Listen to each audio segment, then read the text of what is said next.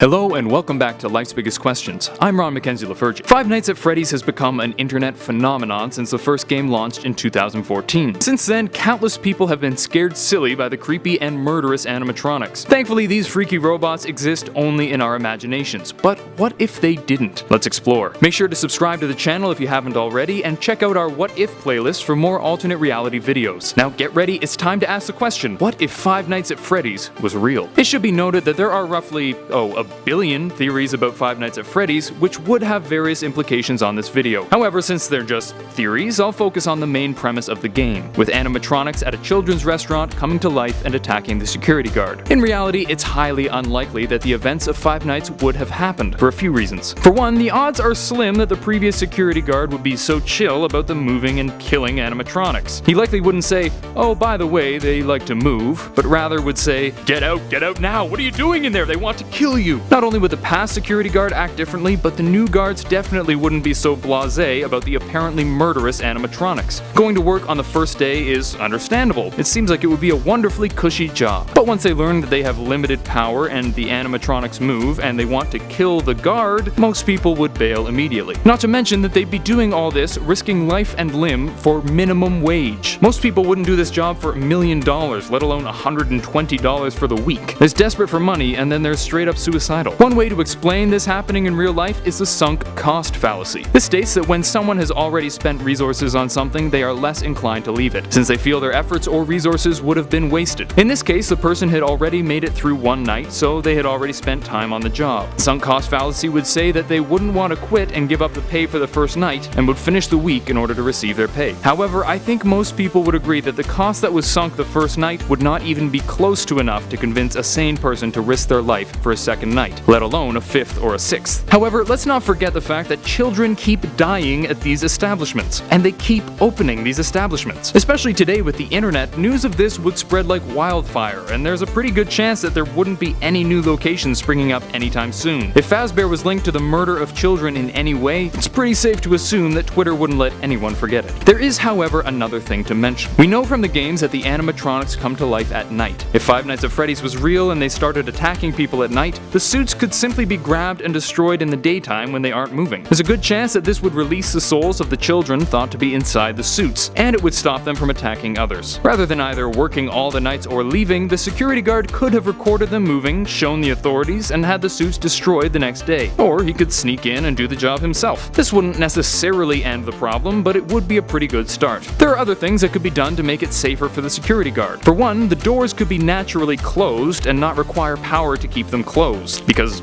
that's a really stupid way to make doors work anyway. While we're at it, why not just make it so the security guard doesn't need to rely on a limited power system? I don't care about the power budget. If the company wants to save money, just destroy the murderous animatronics that you keep around for whatever reason. And now we return to our question, what if Five Nights at Freddy's was real? Well, there's a pretty good chance that the establishments would be shut down. With public outcry following the killings, not to mention the inability to find someone who will go on a suicide mission for minimum wage, the company likely wouldn't last very long. However, if the owners had any brains at all, they would change the needlessly dangerous work environment, or better yet, destroy the suits for good. If you enjoyed this video, check out our sister channel, Top 10 Gaming. It's hosted by myself and Kelly Powley, and it has all sorts of video game related videos. Thank you for watching Life's Biggest Questions. I hope this was interesting and informative, and maybe even inspired you to look into it further on your own. If you like this video, please thumbs up and subscribe to the channel down below. While you're down there, let me know the worst job you've ever had in the comment section. Until next time, I'm Ron Mackenzie Lafergie with Life's Biggest Questions, wishing you the best of luck on your quest for answers.